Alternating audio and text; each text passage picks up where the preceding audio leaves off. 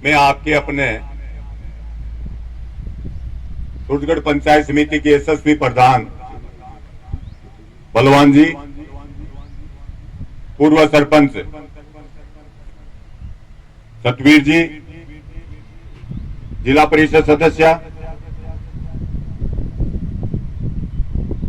और हमारे ब्लॉक की महिला मोर्चा की अध्यक्ष शर्मिला और मेरे अपने ही गांव में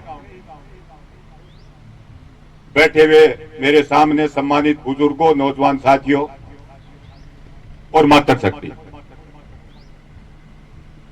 आज आपके बीच में मैं कोई स्वागत करवाऊं, ये मेरे लिए कोई शोभा नहीं देता। लेकिन अपने लोगों का ही आग्रह था कि मैं आज जो ये सड़क शाड़ू की बनाई थी, इधर जो हमारा पंचायत हेडक्वार्टर हमारे रघुनाथपुरा से वाय होके था, यो टेक को एक ही बात करते था तो का कितने काम करते हो, ये करियो थे, एक सड़कड़ी तो नहीं करवाई, एक दूसरी ओर मांगे और मांगोगे, क्यों नहीं मांगोगे? आपका अधिकार बनता है, आप किसको कहोगे? जब भी कोई परिस्थिति आई,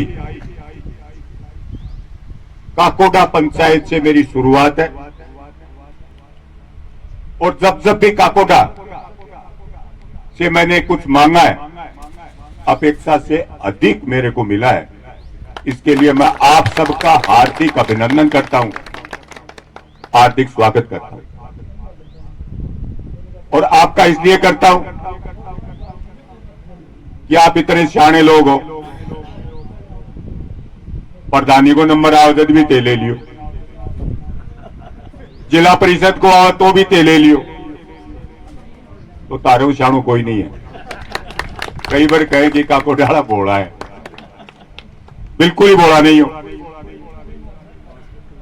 और जहां तक मैं किसी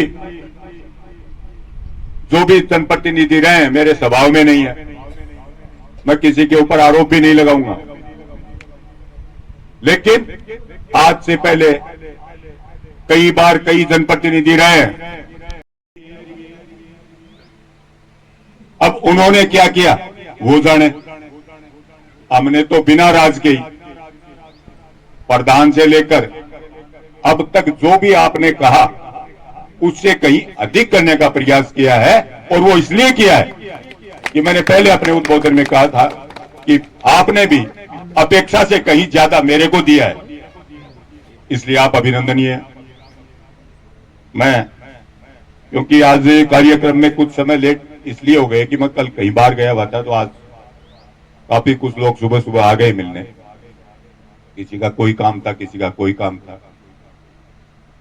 कुछ काम अपने इसलिए शेष रहे हैं व्यक्तिगत काम कि अपन राज में नहीं थे।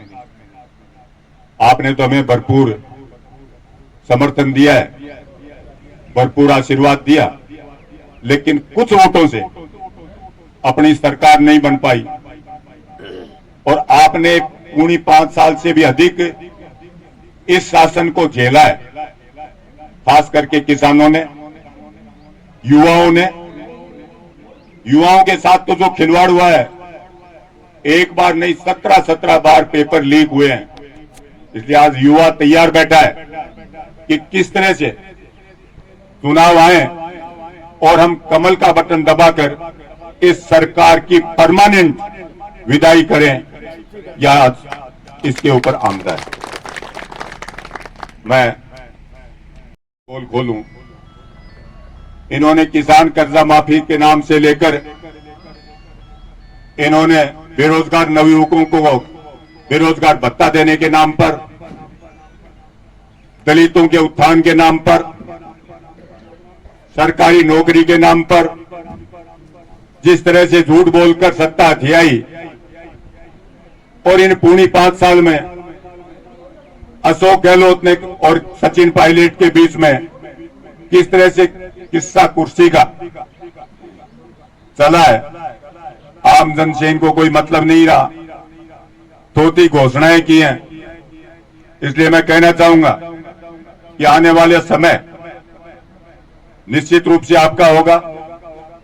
हमारे यशस्वी प्रधानमंत्री नरेंद्र भाई मोदी ने आज हमारे देश को कहां से लेकर, आपने